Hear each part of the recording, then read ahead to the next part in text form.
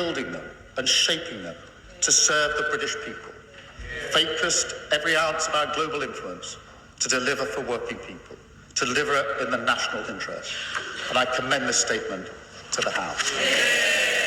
Leader of the Opposition, Kemi Bodenoch. Thank you, Mr. Speaker, and I thank the Prime Minister for advance sight of his statement. He has evaded Prime Minister's questions for 2 weeks, only to come back here to tell us what we already heard on the news.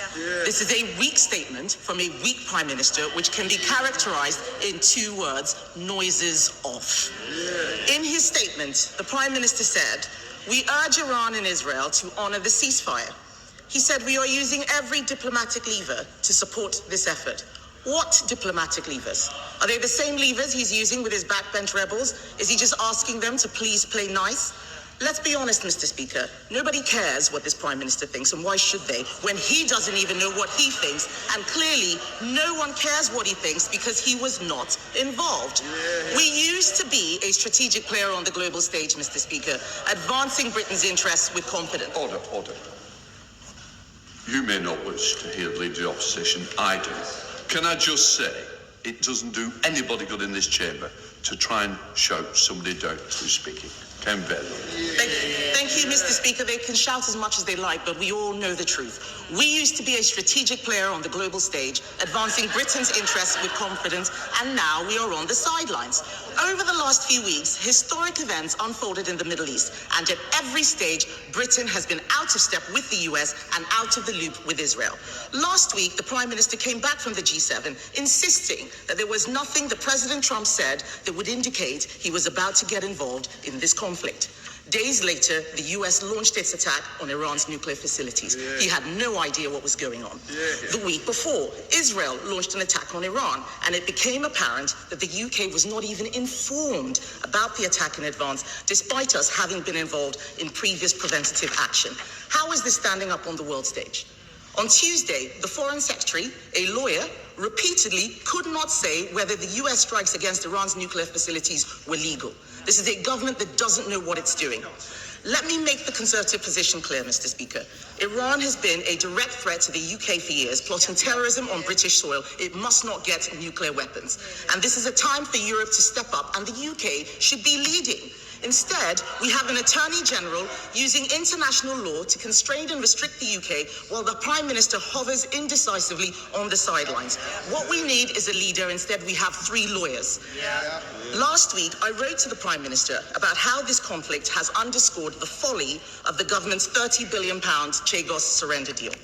The Diego Garcia base is of obvious strategic importance for conflicts in the Middle East. They're shaking their heads. They don't understand. It is obvious.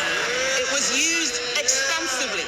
Diego Garcia was used extensively during the war in Afghanistan, including by the United States. And at Prime Minister's questions, the Prime Minister said that this Chagos surrender had been opposed by our adversaries, Russia, China, and Iran.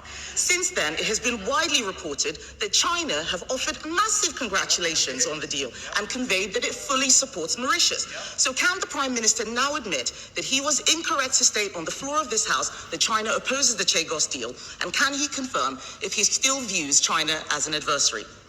Under the terms of his deal, if the US were to launch an attack from the military base on Diego Garcia, we would have to inform the Chinese allied Mauritius government. Will he abandon the deeply flawed surrender deal? Because if not, when will he introduce the legislation setting out the details of the Chagos surrender so Parliament can consider and debate it?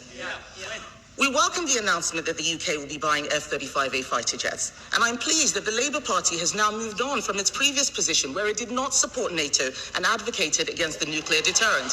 They pretend that it never happened. We have the receipts.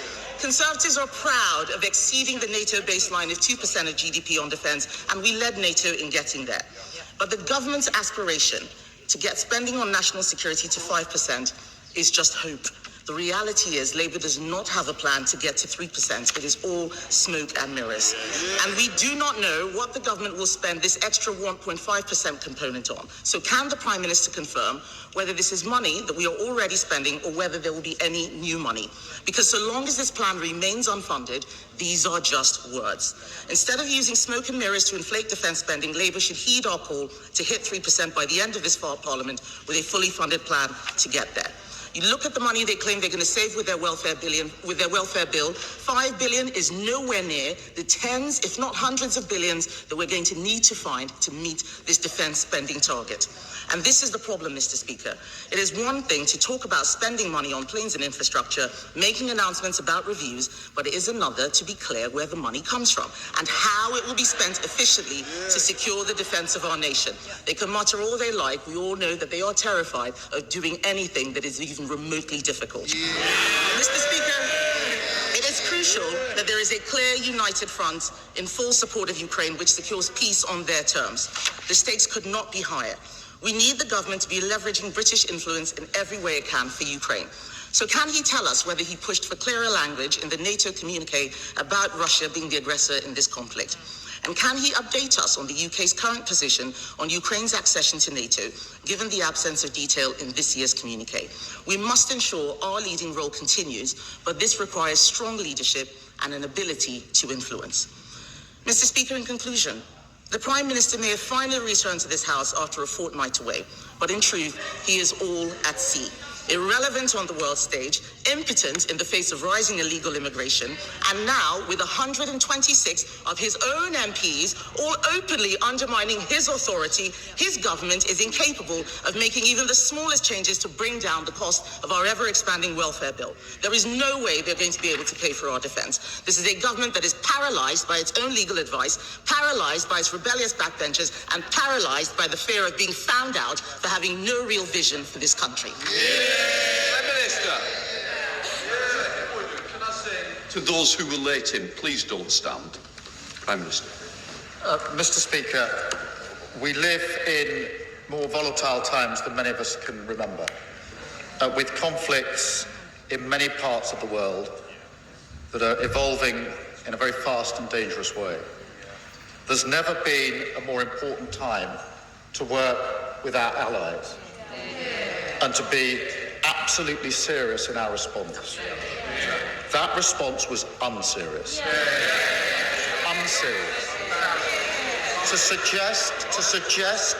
suggest at a time like this that the Prime Minister attending the G7 summit and the NATO summit is avoiding PMQs is unserious.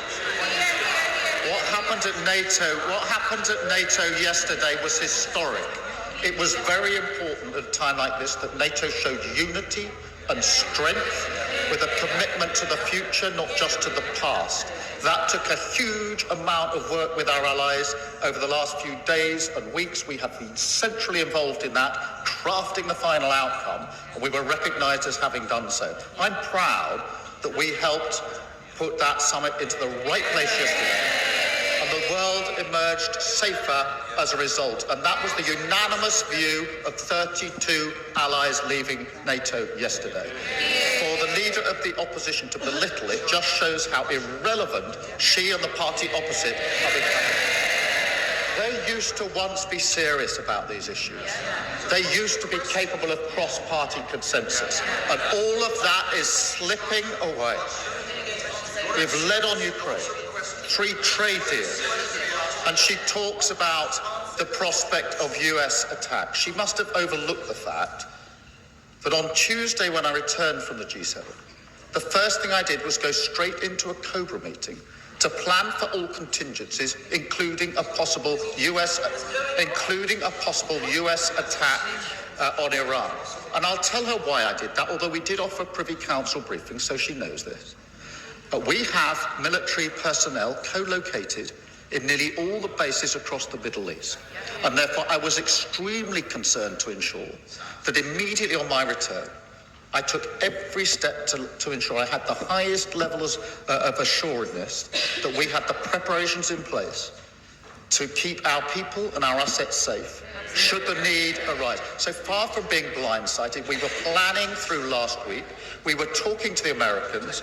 We were put on notice about everything that they did. She simply doesn't understand the nature of the relationship at that level. In relation to Diego Garcia, let me disabuse her. We do not have to give Mauritius advance notice under the treaty. That is absolutely clear. And she talks about defence spend. We are the party that has increased defence spend to the highest level since the Cold War, 2.5%. They talked about it.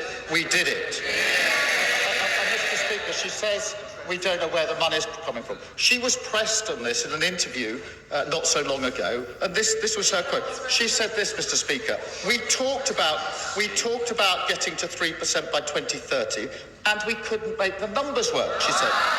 And then she goes on, we need to find a way to make the numbers work. I was intrigued by this interview. I thought she was about to lay it out. Then she goes, quote, this sort of thing requires real thinking. And then she said, let's start looking at what we can do. It's about setting up task forces.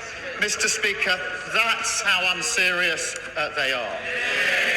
She asked about the Ukraine communique, as she will know if she'd actually studied this. The way that NATO works is an iterative process, and therefore the position on Ukraine has not changed for NATO, and it's not changed under this government. On the contrary, we're recognised as leading on Ukraine, the closest ally of Ukraine, working with them the whole time. That is something I'm proud of. I think it's something the House is proud of, because we have been doing this on a cross-party basis across the House, and the sooner we get back to that, rather than the unserious response of the Leader of the Opposition, the better.